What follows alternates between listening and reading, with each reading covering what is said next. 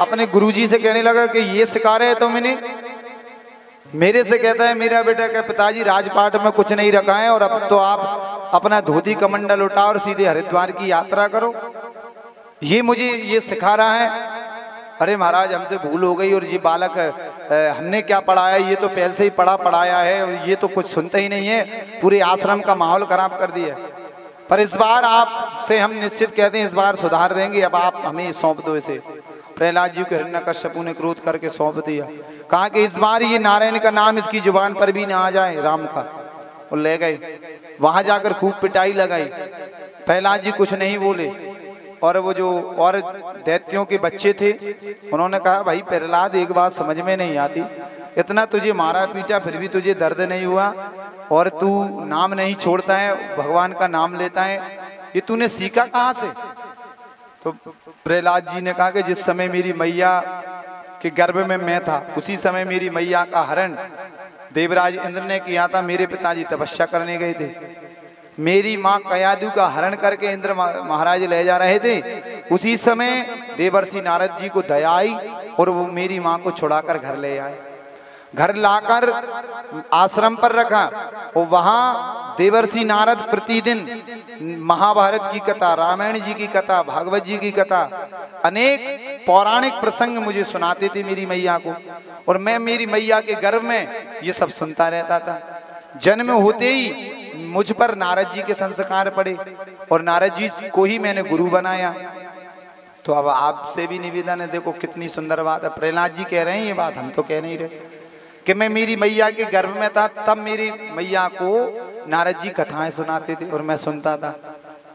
ऐसे ही माताएं के गर्भ में जब गर्भवती होती है तो उस समय जो संतान रहती है, जो जीवन में हम करते हैं उसका प्रभाव बच्चे के ऊपर अवश्य पड़ता है। यदि हम लड़ते झगड़ते रहते हैं तो बच्चा भी लड़ता झगड़ता सुनता रहता है, तो वही ऐसे ही वो जन्म होता है। हम यदि भगवान के चरित्र सुन रहे हैं, रामायण जी पढ़ रहे हैं, रामायण जी सुन रहे हैं, तो वैसे ही बालक होंगे धार्मिक। और यदि हम आजकल तो महाराज कहाँ इंस्टाग्राम और फेसबुक चल रही है, खूब रीलें देख रहे हैं, घुमाए जाओ देखे जाओ। अब इससे कारण क्या है? बच्चा बिना मोबाइल के चुप ही नहीं हो रहे, एक बार रोना शुरू कर दें, मेरा मोबाइल मेरा मोबाइल।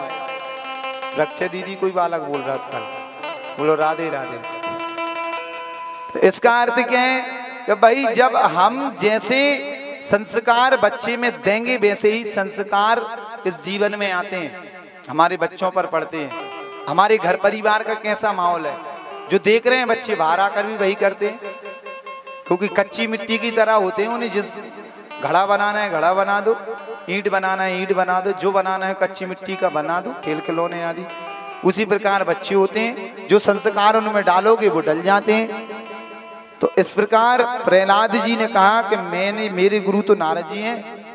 नहीं माने प्रहलाद जी फिर भी नारायण का नाम लेते हैं, तो उन्हें प्रहलाद जी को सीधा सौंप दिया। आकर हिरण्यकश्यपु को कहा कि महाराज हमसे तो ये बस की बात नहीं, हमने तो बहुत मार पिटाई लगाई लेकिन ये सुधरते ही नहीं है। अब तो इसने ऐसी बीमारी फैलाई कि पूरे आश्रम में भगवान का नाम चल रहा है।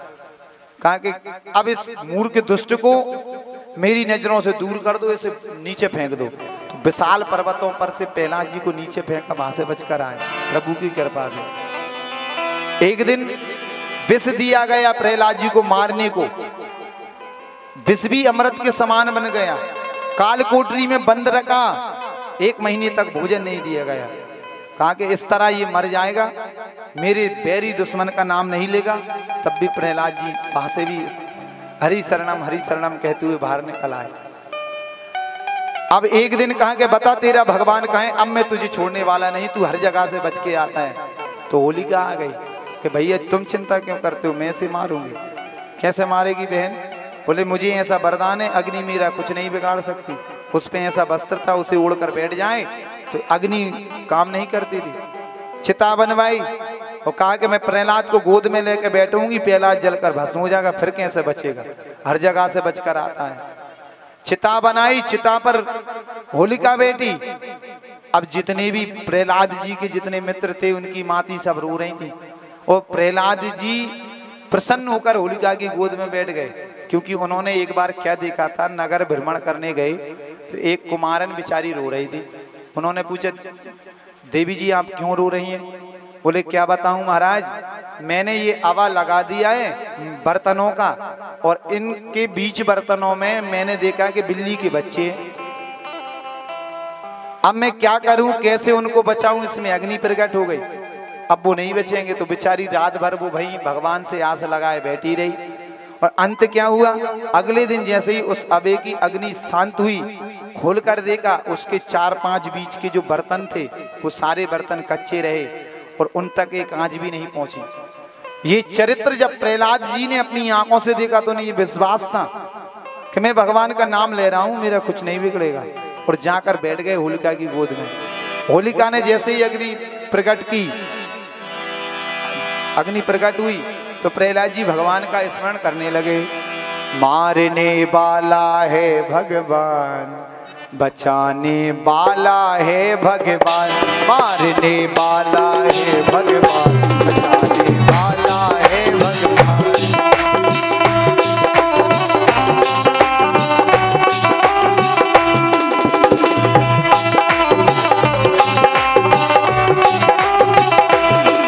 ओ बाल नवा का होता उसका, बाल नवा का होता उसका, जिसका रक्षक दयान धाम। मारने वाला है भगवान, बचाने वाला है भगवान।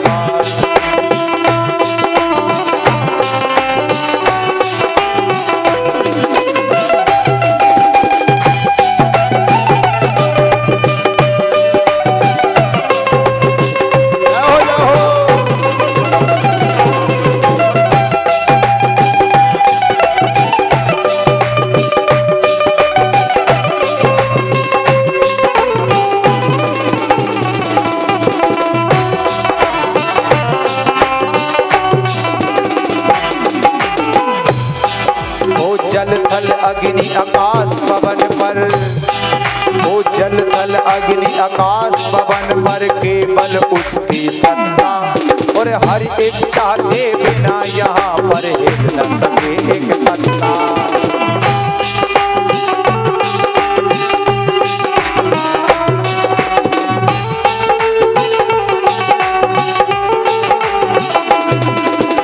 उसी का सोचा यहाँ पर होता, उसी का सोचा यहाँ पर होता और उसकी शक्ति वहाँ।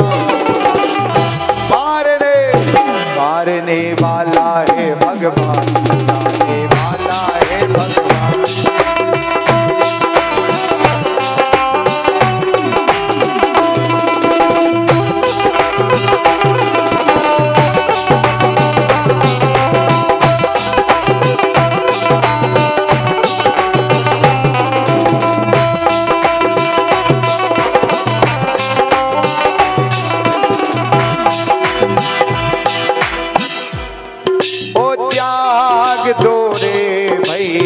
की इच्छा स्वार्थ बिना प्रीत जोड़ो, कल क्या होगा उसकी चिंता,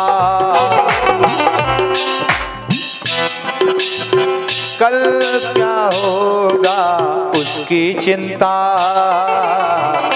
जगत पिता पर छोड़ो। और क्या होनी है क्या अनहोनी हो, परमात्मा को सब पता होता है हमारे जीवन में क्या होना है।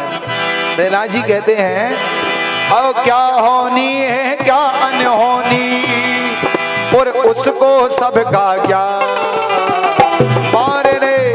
मारने वाला है भगवान, बचाने वाला है भगवान।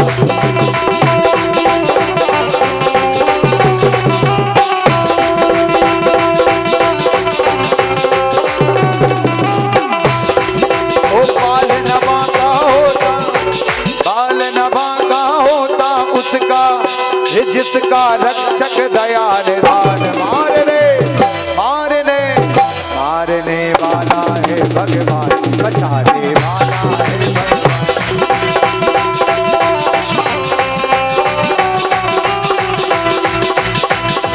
है भगवान बचाने वाला है भगवान। बोले वृंदावन बिहारी